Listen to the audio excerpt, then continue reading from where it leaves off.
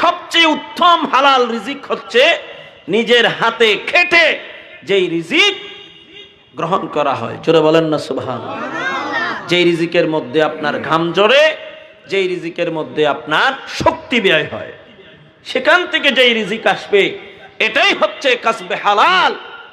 এর চেয়ে উত্তম হালাল রিজিক আর নাই। জোরে বলেন না সুবহানাল্লাহ। গরিব নওয়াজ মেহমানদারি করলেন নিজের বাগানের আঙ্গুর দিয়ে, আর ওই আল্লাহর বান্দা তিনি জিজ্ঞেস করলেন, বাছা তোমার নাম কি?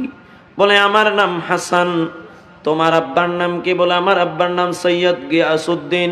বলে তুমি সৈয়দ জাদা? বলে হ্যাঁ। তো এখানে বাগানে কি করছো? বলে এটা আমাদের বাগান, আমার আব্বা ইন্তেকাল করেছেন, আমি এই বাগান তদারকি না করলে আমার পরিবার খাবে কি, আমি খাবো কি, এই জন্য বাগানের পরিচর্যা করছি। এই বাগান আমাকে প্রতিদিন পরিচর্যা করতে হয়। বাগান ঠিক রাখার জন্যে উচ্চ আওয়াজে বলুন আলহামদুলিল্লাহ। আরো জোরে বলেন গরিব নওয়াজ মা বাবার খেদমতের জন্যে, পরিবারের খেদমতের জন্যে নিজে খেটে কাটছেন, কাজ করছেন, ঠিক কিনা বলেন? আরো জোরে বলেন না ঠিক কিনা? আর আমরা কি করি? আমরা একটু সামান্য পড়ালেখা করলে, ভালো একটা বংশের ছেলে হলে আমরা আর বাগানের কাজ করতে চাই না।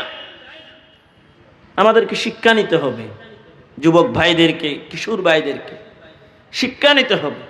আর আমরা যদি কেউ শাহজাদা হতে পারলে তো হলো, হ্যাঁ, শাহজাদা হতে পারলে আর জীবনে কোনোদিন কাজ করতে হবে না, এরকম একটা কি চলে আসে, ভাব চলে আসে। মাদ্রাসায় পড়লে আমরা কাজ করতে পারবো না, খোদাল ধরতে পারবো না, হ্যাঁ, ওইরকম এটা আউলিয়ায়ে কেরামের, সাহাবায়ে কেরামের আদর্শ নয়। সবচেয়ে উত্তম হালাল রিজিক হচ্ছে নিজের হাতে খেটে যেই রিজিক গ্রহণ করা হয়। জোরে বলেন না সুবহানাল্লাহ। যেই রিজিকের মধ্যে আপনার ঘাম ঝরে, যেই রিজিকের মধ্যে আপনার শক্তি ব্যয় হয়, সেখান থেকে যেই রিজিক আসবে এটাই হচ্ছে কাসবে হালাল। এর চেয়ে উত্তম হালাল রিজিক আর নাই। জোরে বলেন না সুবহানাল্লাহ।